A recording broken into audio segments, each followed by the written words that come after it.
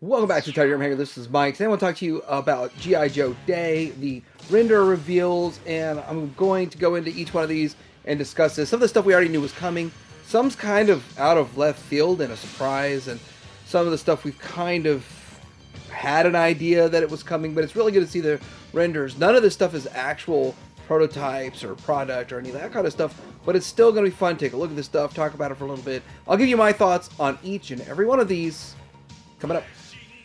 All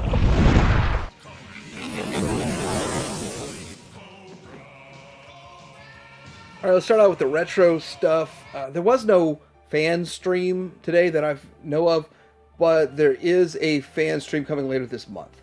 So getting into this, we're going to start with Retro Flint, and I think it looks pretty good. Retro Collection is my favorite part of this toy line. I like the card backs, the art, I like all that. Very reminiscent, plus it is the retro style that I want. I want it to look as close to original, and that's kind of my bag there. So I love all this. Not a whole lot to go with it. Very good weapons, accessories. They match the original pretty close, and they've done a good job here. Minimalistic on accessories, but I don't need a whole bunch, a ton of them. And no card art just yet, so we don't really get to see what the card art's going to look like, how that's going to look, but that's, I guess, gives us something to look forward to. These are all still just renders at this point. None of this stuff is actual in-hand product. Then we've got the Retro Cover Girl. Again, these are ones we sort of knew were coming anyway, but it's still fun to get to see the renders and how their take on it. I think it looks good. With the blonde hair, there's a lot of argument about what hair color she should have, and I think this does look good, so I'll go with that. Her weapons accessories seem okay. Not really sure. I don't remember so much her having the sledgehammer, but is nice to see. Extra hands in there, and then extra the head sculpt with a hat. That's kind of cool, kind of fun. They all still come with the stand. She's got a wrench, nice gun. I guess it works. I mean, there's really not much else to say about her other than the fact that it's a good-looking figure as long as it matches this render. Again, that's something that we run into is, does it truly actually match the render? Now, we've got, this is the Retro Tele-Viper. And the thing about this is that it was originally packed with the Trouble Bubble, which isn't a big deal, but if you want multiple Trouble Bubbles, well, then you get multiple Tele-Vipers and you get a Troop Builder, which really wasn't a bad idea. But this one's even more retro. It looks even better than the first one, in my opinion. I like it. I do like the words on the eyes that they put in there. Alert and what the? So reminiscent of the original cartoon. Got the hose to hook up to the backpack and those kinds of things. Very simplistic, very reminiscent of the original Real American Hero in the ARAH 3.75 inch line, but now getting it in modern 6 inch, looking good. Next up, let's take a look at Breaker here. So this is from the Mass device, and it's a good idea to get a Breaker separately. I don't think they're calling it retro or looking at it as retro, but I think it looks pretty retro in general, and it looks pretty good. And you get one element with the Mass device with him, so that's smart too.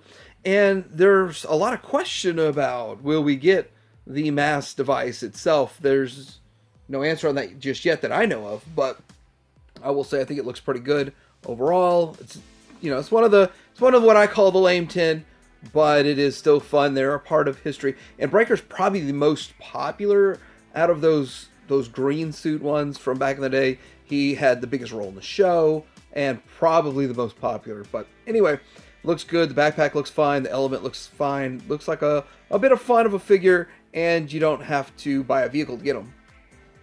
Now we're getting into the divers, and I'm gonna say that I'm not in on these. I usually don't buy these one-off ones. I still think they look cool. They look really good. They're using the same old body with the torpedo, and I believe it's kind of like a torpedo thing that's going on here, but I kind of get wetsuit vibes. And with that, let me see if I've got that picture. I know it wasn't exactly their intention, but I do feel like this pays homage to what they did with wetsuit back in the 90s. But, you know, one year he had yellow, they recolored him to orange. It's just that feel and that vibe it gives to me. But anyway, these do have quite a few accessories. They've got the heavy water mass device piece. So So do you have to get this 2-pack, which is probably going to be like $60, or I don't even want to guess how much it's going to cost. $60, I'm guessing 54, maybe 55, maybe, to get this and to get that one water piece. I don't know. It's a good question that'd be out there, but if so, I don't like that idea. But I might pass on these. I might pick them up. I don't know. It depends on price and if I see them in hand and all those kinds of things. But definitely not something on a pre-order. Now I want to get into Darklon. I think Darklon is good looking figure. And with that, he was already kind of getting into the later years of Joe. And they started changing up the style. And this fits, to me it fits the vintage very well, but with a bit of a modern update. So it's kind of updated a little bit. And his gun looks very, very retro and vintage, but you get that nice looking sword, a dagger, and a pistol. And then an alternate head sculpt, but I really do like the main head on there. Everything seems to match up to the original one really well. I think they've done a good job of this. So with this, I mean, I'm looking at trying to think, where would I improve it? And it's nice. It's a nice modern update, but still retro enough to satisfy both. And I do feel like figures like this will never get a retro release. There's not enough demand for this character to do a retro release. So it's going to do this release, and then probably that's it. One and done. And with that, I would probably pre-order this because I think it looks that good, and they've done a good job with it. And they're going to treat it right. They're going to treat the property right, and they're going to take care of characters such as this and do it properly. I'm pretty excited about it. All right, we got Slice and Dice here, and we're getting into the Ninja Force stuff. And Slice and Dice were kind of pals, buddies, and I'm starting to wonder, I know they've both been repainted, so will they repaint them too? Now that they're making them, are they going to make them and then just paint them different colors? It seems to be a 2-pack, and it comes with a ton of stuff. They just come with a ton of stuff. And their accessories, because they were very similar, they probably had the same sprue, but different color back in the day. With that, is this all these accessories that are similar and just redundant? Are they just throwing it all in there because they can, because that's how they did it in the 90s? Probably, yes. But then they have a whole bunch of new stuff in here that I don't even know where they came up with it. The masks, the different faces, the hat, and all this stuff. It looks like a little overwhelming on all of the accessories you're going to get. And then all the extra hands. Kind of fun. I think they look good. But I'm starting to wonder, how deep are they going to go with the Ninja Force? Will you be able to dial out all of the Ninja Force figures? And really, it shouldn't be too hard because, you know, all the shared bucks and parts that they used in Ninja Force back in the day and what they're sharing today and these days. So, yeah, I think it's a pretty good sort of deep cut. I wonder how well it'll sell. Ninja stuff always sells pretty well. But I kind of get this weird vibe that the collector community is not too big on the vintage Ninja Force era. So it's going to be curious to see how this does. Would I pick it up at full price? I don't know. Would I pick it up on sale? Definitely. So it'll be a curious one right there because I'm not sure. I'm not sure I want to do this, and I'm not sure I want to do it as a 2-pack, but it all depend on price, how much 2-pack is. Now, there's still very little information about this, but it's nice to have the snake armor. And with it, I'm hearing you can still put a classified figure in it. And there's a lot of cool stuff. A lot of cool stuff here that's going on with this guy. But you got to think how big this is. And I'm even wondering, how do you fit a classified figure inside of it? And my biggest question was going to be, when you've got this thing here, could it assemble by itself if you don't have a figure in it? How big is it? There's a lot of questions here. Does the figure sit inside the torso? So there's still questions about that, but I think it looks great. You can swap the hands and the extension pieces. That looks really good, and kind of like they do with the vintage retro one. Looks like you get a flamethrower with flame effects. So really doing a pretty good job there with this guy. Doesn't look super retro. Doesn't look like it walked out of the cartoon. But it's kind of an update to it, and it's kind of fun.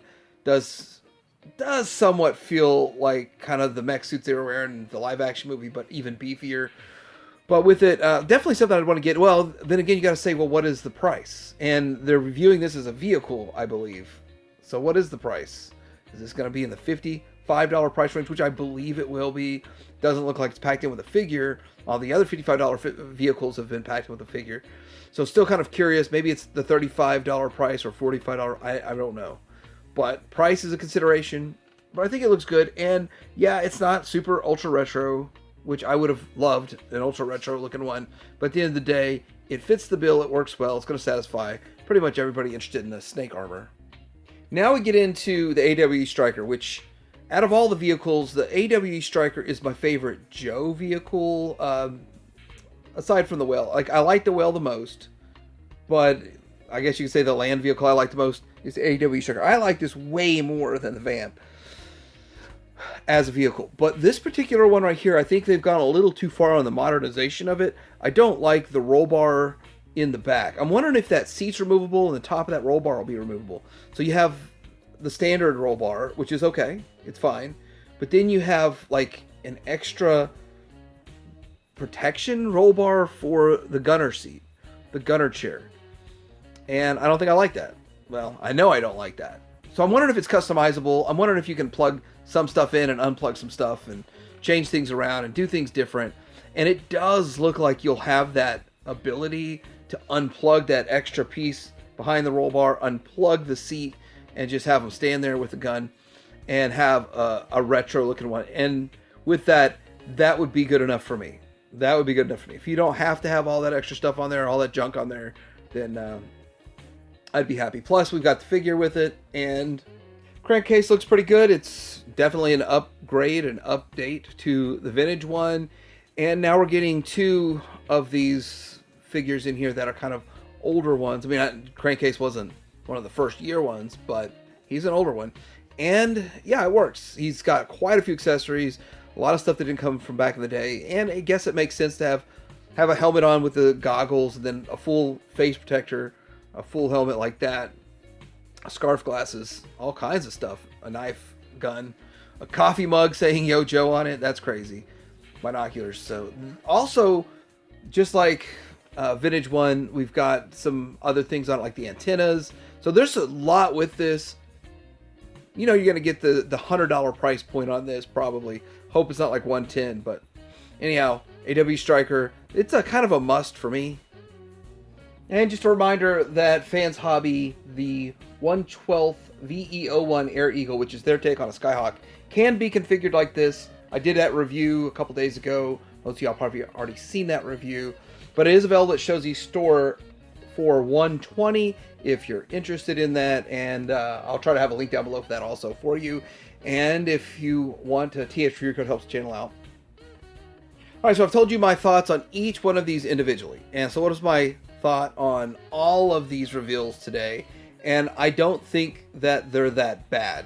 And with that, I think they've done a pretty good job. It's a pretty good offering. It's not overwhelming. It doesn't feel like you're going to go broke collecting it, but there's nothing really super excited like, oh, I can't live without this. I do think that they've slipped too many reveals past the goalie too often, far too often.